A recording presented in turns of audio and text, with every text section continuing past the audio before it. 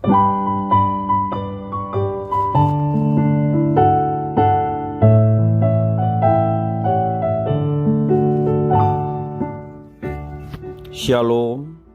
Devosi 1 Raja-Raja pasal 22 ayat 41 sampai 53. Demikian firman Tuhan. Yosafat anak Asa menjadi raja atas Yehuda dalam tahun keempat zaman Ahab raja Israel. Yosafat berumur 35 tahun pada waktu ia menjadi raja, dan 25 tahun lamanya ia memerintah di Yerusalem. Nama ibunya ialah Azubah, anak Zilhi. Ia hidup mengikuti jejak Asa ayahnya. Ia tidak menyimpang daripadanya dan melakukan apa yang benar di mata Tuhan. Hanya bukit-bukit pengorbanan tidak dijauhkan. Orang masih mempersembahkan dan membakar korban di bukit-bukit itu. Dan Yosafat hidup dalam damai dengan Raja Israel.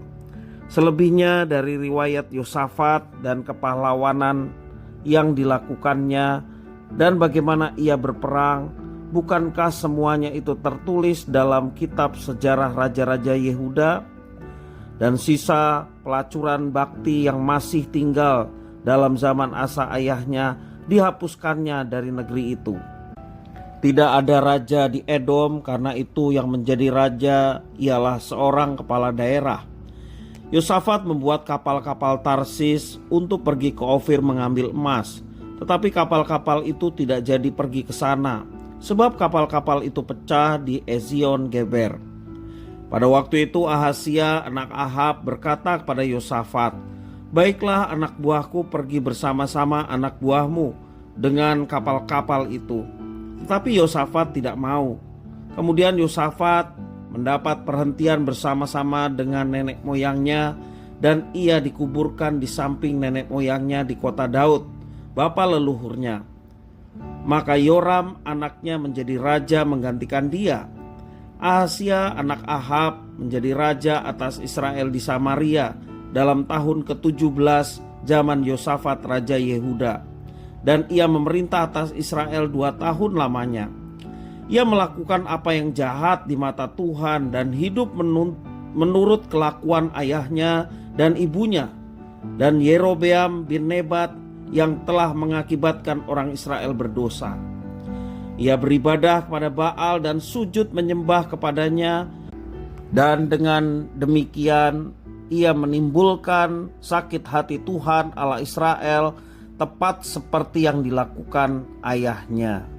Demikian firman Tuhan. Pendidikan moral dan keagamaan merupakan hal yang penting untuk diwariskan kepada anak cucu dalam sebuah keluarga. Kegagalan orang tua sebagai teladan dalam keluarga dapat menjadi contoh buruk bagi masa depan seorang anak. Hal seperti ini banyak diceritakan kepada kita dalam kisah Alkitab. Pembacaan firman Tuhan hari ini menceritakan tentang kisah kehidupan Yosafat, Raja Yehuda, dan Ahasia, Raja Israel atau Samaria. Sebagai raja yang saleh, Yosafat hidup sesuai dengan ketetapan Tuhan. Ia cukup lama memerintah sebagai raja, dan sepanjang hidupnya Raja Yosafat tidak menyimpang dari jalan Tuhan. Sementara itu Raja Ahasia, Raja Israel, berbeda dengan Raja Yosafat. Dirinya digambarkan sebagai raja yang jahat di hadapan Tuhan. Kelakuannya mengikuti Ahab ayahnya dan Isabel ibunya. Ia tidak takut akan Tuhan dalam kehidupannya. Setiap tindak tanduknya menimbulkan sakit hati Tuhan, persis seperti yang dilakukan oleh leluhurnya, baik Yerobeam maupun ayah dan ibunya Ahab dan Isabel. Hidup takut akan Tuhan merupakan sikap hidup yang dapat diwariskan kepada generasi berikutnya. Jejak yang ditinggalkan orang tua yang saleh menjadi teladan yang akan diikuti oleh generasi di bawahnya. Asa sebagai seorang raja yang takut akan Tuhan dicontoh oleh anaknya Yosafat. Prinsip hidup takut akan Tuhan begitu nyata dalam kisah hidup Yosafat. Petunjuk Tuhan diandalkannya dalam setiap pengambilan keputusan. Hal itu terlihat dari peperangan bersama Ahab melawan bangsa Aram.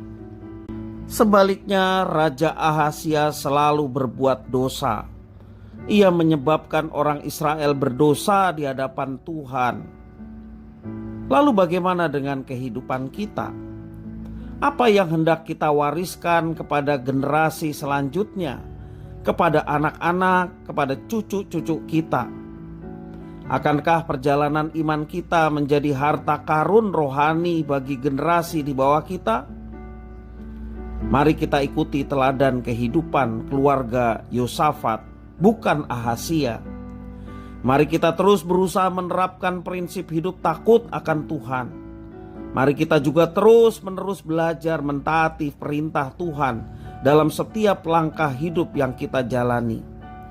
Iman yang menyelamatkan, mengenal dan mengandalkan Yesus saja dalam kehidupan kita, disertai contoh-contoh yang nyata dalam kehidupan beriman kita, kiranya ini boleh menjadi berkat bagi anak-anak kita, bagi cucu-cucu kita, dan generasi-generasi selanjutnya.